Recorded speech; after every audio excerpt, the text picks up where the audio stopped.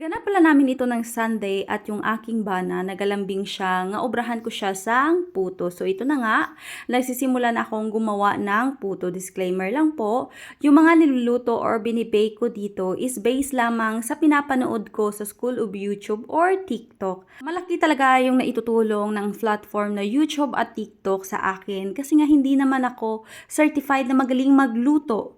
So dahil sa kanila, natuto akong mag-bake at natuto rin akong magluto ng iba't ibang pagkain, especially yung aking kinikrave na pagkain at yung pagkain na Romanian ng aking asawa. Kay tungod Domingo gani diri, so kalabanan gid ja family bonding or family time gid ina. So mostly sa mga tawo diri, nagaluto gid ina sang mga tinapay, mga cake every Sunday nga ilang nga ginasalu-saluhan. Kaga mga Romanian gali mahilig man na sila mag-barbecue kung maayo ang tiyempo ba. Pero subong dabi perti na di kalamig sa amon kay nagaka-frost na ang snow nga nag-abot sa amon sang nagligad. Nakisali na rin pala yung aking yana kasi naiyak siya sa kanyang tatay. Nakita niya kasi na gumagawa ako nito. So, ayan, oh. Ginkugos ko siya. Kaya kung hindi ko siya pagkuguso na, baw, laptahon, niya gining ako nga ginapang ubra. Kapag lumaki-laki na yung yana, magluluto rin kaming dalawa para naman meron kaming banding ba. Malaking tulong talaga itong aking steamer and very useful to para sa akin. Kasi nga palagi ko to siyang ginagamit. Very easy pa. Kapag ikaw ay nagsisteam ng pagkain, ito ay di kuryente. Ito ay nabili ko siya sa Didiman. And finally, ito na pala, luto na yung aking puto. Yan yung plain. Tapos naglagay rin pala ako dyan ng cheese. Kasi gusto ng aking asawa na may toppings pa na cheese. So, ito na siya yung aking nagawa ba. Yung iba is nakain na ng aking asawa.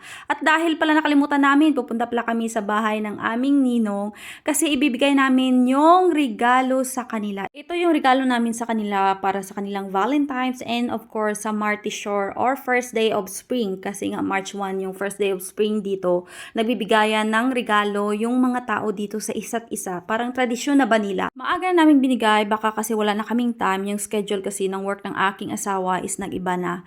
Tapos nagsuot na rin pala ako dyan ng aking pangmalakasan nga butas kasi baka madulas ako sa labas. So, kailangan talaga na yung butas mo na suotin is meron siyang spike sa ice.